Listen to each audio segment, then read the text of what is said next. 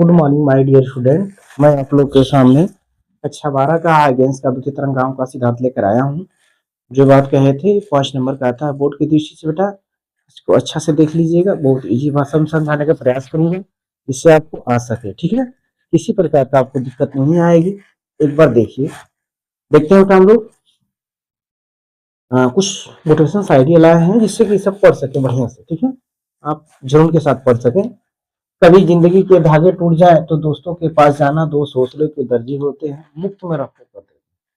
तो कह रहा है कि जीवन में कभी भी जिंदगी में अगर दोस्त बनाना है तो 10 दोस्त मत बनाए, कोई एक दोस्त बनाए जो आपके दुख सुख में काम आए। ये नहीं कि 100 बनाइए, कोई मतलब नहीं, कोई आपके दुख सुख को समझे नहीं, मजाक बना दे, वैसा दोस्त नहीं। कह रहा है कभी जिंदगी के धागे टूट जाए तो दोस्तों के पास जाना, दोस्त हौसले के दर्जी होते हैं, मुफ्त में रफू करते हैं। ठीक है, आगे देखते हैं बेटा हाइगेंस का, देख लेते हैं।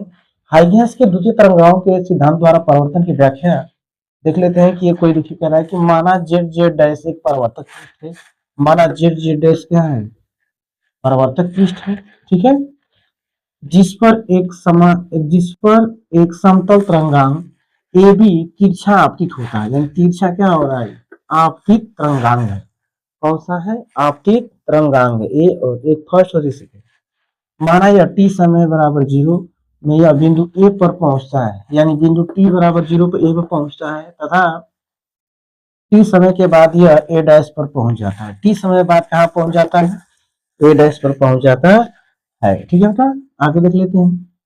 अब आगे देखते हैं, जब ये तरंगे ए डैश पर आपतित होती हैं तो हाइगेंस के सिद्धांत के अनुसार उन बिंदुओं से द्वितीय तरंग भी चाल से आगे बढ़ती है। यानी कह रहा है कि जब तरंगे ए डैश पर पहुंच जाती हैं तो यहाँ पर जो है तरंग भी चाल से आगे बढ़ती है, यहाँ से और यहाँ से। किस चाल से बढ़ती हैं? भी चाल से आगे बढ़ती है। ठीक है, आगे देख लेते हैं। कह रहा है कि जब तरंगे बी बिंदु ए डैश पर पहुंचती हैं, यानी कह रहा है कि जब तरंगे बी बिंदु ए डैश पर पहुंचती हैं तो तरंगे ए बिंदु ए वाला बी डैश पर पहुंच जाती है। यदि माध्यम में प्रकाश की चाल भी तथा समय टी हो तब। अब हम जानते हैं बेटा कि चाल बराबर दूरी बटा समय। दूरी बराबर करेंगे चाल गुणित समय, तो हम जानते हैं कि दोनों कह रहा है कि दूरी दोनों बराबर होंगी।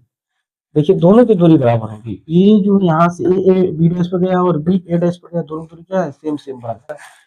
ए dash B equal to A B dash equal to B गुणित टी। चाल को बी से करते हैं और समय को बी से करते हैं। ठीक है, अब इसमें देखते हैं कि समकोण त्रिभुज ए बी ए डैश कह रहा है बेटा ए बी ए डैश।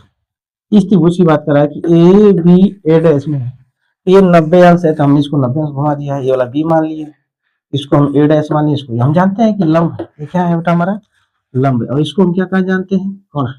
कब जब 90 अंश हो, 90 अंश हो तो क्या होता है?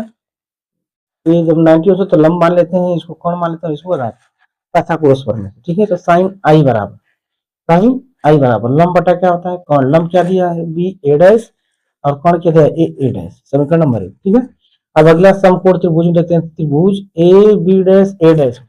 अब अगला क्या कर रहा है कि A B dash A dash में। ठीक है, साइन आर बराबर, साइन आई का मान निकालना है, साइन आर का मान निकालेंगे।